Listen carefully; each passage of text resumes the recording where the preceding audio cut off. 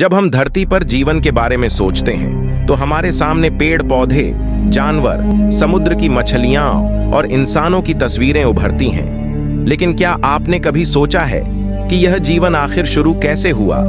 यह सवाल जितना सरल लगता है, इसका उत्तर उतना ही जटिल और रोमांचक है। करीब 4.5 अरब साल पहले धरती एक आग और धूल का गोला थी। यहां जीवन की कोई संभावना नहीं दिखती थी, लेकिन फिर कुछ ऐसा हुआ जिसने इस निर्जीव ग्रह को एक जीवन से भरपूर दुनिया में बदल दिया।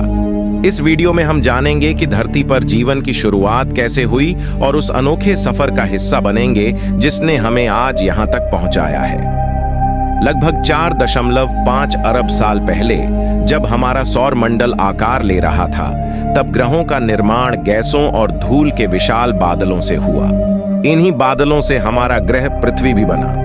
लेकिन यह पृथ्वी वैसी नहीं थी जैसी हम आज देखते हैं। उस समय पृथ्वी पूरी तरह से आग, लावा और गैसों का गोला थी। ज्वालामुखी लगातार फट रहे थे, चारों ओर जहरीली गैसें थीं और धरती का तापमान बहुत अधिक था। इसमें जीवन की कोई गुंजाइश नहीं थी। लेकिन धीरे धीरे समय के साथ पृथ्वी ठंडी होने लगी। ज्वालामुखी से निकलने वाली गैसों से धीरे धीरे वातावरण बना, जिसमें जलवाष्प और अन्य गैसें मौजूद थीं। वैज्ञानिकों का मानना है कि इस प्रक्रिया में करोड़ों साल लगे। जब पृथ्वी ठंडी हुई तो जलवाष्प ने बादलों का रूप लिया और फिर बारिश होने लगी। यह बारिश हजारों सालों तक होती रही, जिससे धरती पर विशाल समुद्रों का निर्माण हुआ। यहीं से जीवन की शुरुआत की नींव पड़ी। हम जानते हैं कि पानी जीवन का मूल स्रोत है। जब समुद्र बने तो धरती पर पहली बार जीवन पनपने के लिए परिस्थितियां अनुकूल हुईं। लेकिन जीवन की शुरुआत कैसे हुई?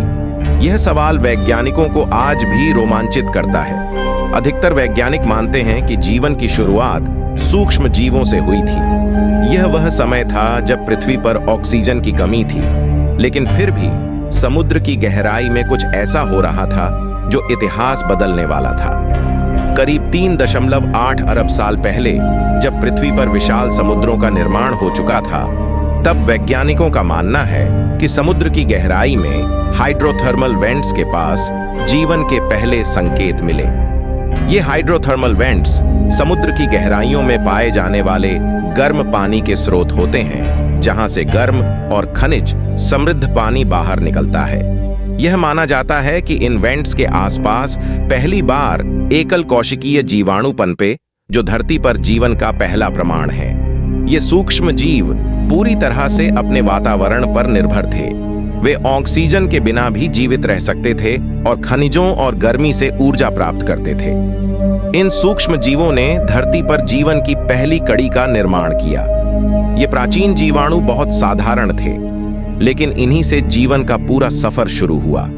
यह एक जैविक चमत्कार था जिसने जीवन की दिशा में पहला कदम उठाया। जीवन की यह शुरुआत धीरे धीरे आगे बढ़ने लगी। सूक्ष्म जीवों ने लाखों वर्षों में अपनी आबादी को फैलाया। वे समुद्रों में अलग अलग जगहों पर फैल गए और धीरे धीरे जटिलता की दिशा में विकसित होने लगे। यह प्रक्रिया जीवन के विकास का सबसे महत्वपूर्ण हिस्सा थी। जीवों की यह विविधता धीरे धीरे धरती के हर हिस्से में फैल गई। समुद्र से बाहर निकलकर ये जीव जमीन पर चलने लगे और नए नए वातावरण में अनुकूलित होते गए। इन जीवों में से कुछ जीव रेप्टाइल्स के रूप में विकसित हुए, जो भविष्य में डायनासोरों के पूर्वज बने। यह वह समय था जब धरती पर बड़े और शक्तिशाली प्राणियों के उभरने की शुरुआत हुई।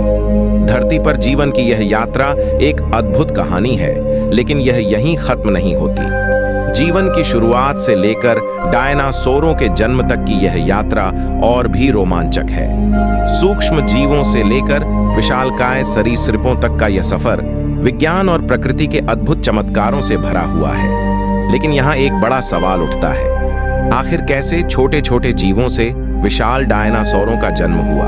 क्या यह प्रकृति की अद्वितीय योजना थी या फिर इसके पीछे कोई और रहस्य छुपा है?